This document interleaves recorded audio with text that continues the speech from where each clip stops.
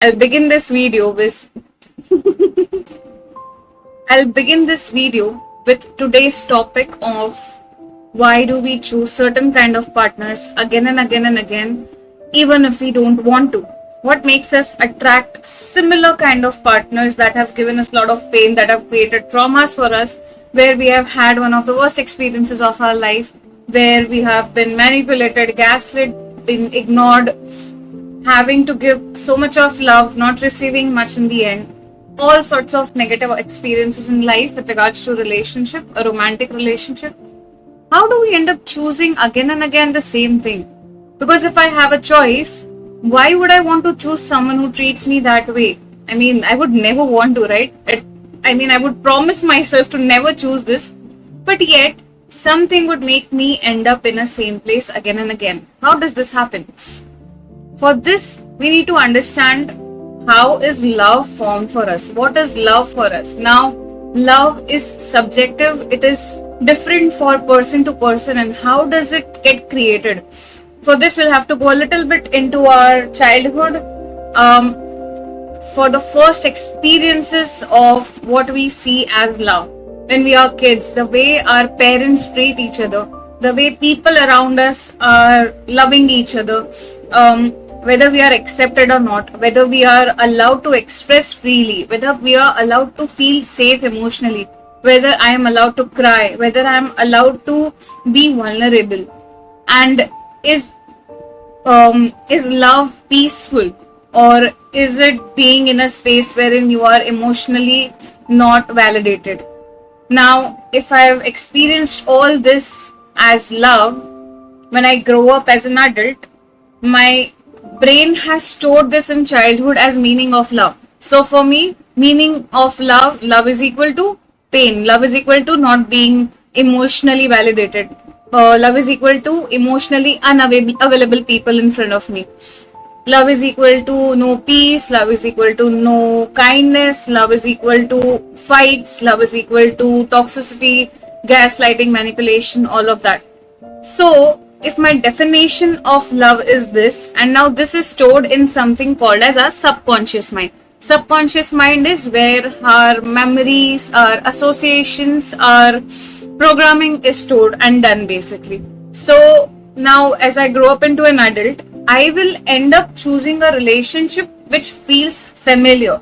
I will attract the kind of personalities and people that feel familiar. Like if I have to get into a relationship with someone where love is there, it will have to be with someone who will show me similar kind of love like the one I've seen in childhood.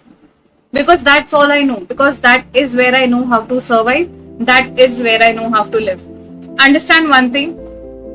Our simple funda of the body is do something that feels familiar. Go somewhere that feels familiar. Choose what is familiar. Never go into unknown territories. Don't jump in unknown waters. This is the simple funda with which we live by. Problem is, if we grow up in a little bit of negative environment, it creates a lot of hassles, a lot of traumas, a lot of issues in our life, a lot of wrong kind of choices unknowingly. Now, for example, you want to have a nice relationship, you want to be in a happy relationship. Unconsciously, somehow you will end up attracting the kind of partner that will not let you have a happy relationship, because subconsciously it's gonna show out what do you want. What you have known about love is the kind of partner you will choose. Now this is what makes us choose again and again wrong kind of partners. So the question comes here, Hirva, are we supposed to have this kind of experiences for the rest of our life? Are we doomed because we had a negative childhood? Like we have no control over this or what? No, absolutely, you do have control over this. Now this is where hypnosis comes out to be the most effective and fastest tool for healing. How? Hypnosis is where we can access our subconscious mind. Remember subconscious mind, where our patterns, where our memories, where our beliefs are stored. Subconscious mind has a simple rule. Whatever you say to it, whatever in the world you say to it, whatever it is told consistently and repeatedly, it says tathastu. Anything you say to your subconscious mind, it says tathastu. There are no limits, there are no like you have to be this much, you can't expect beyond this much. There is nothing like that. It's you ask for it and you see it tells you tathastu. It is not logical, it does not analyze.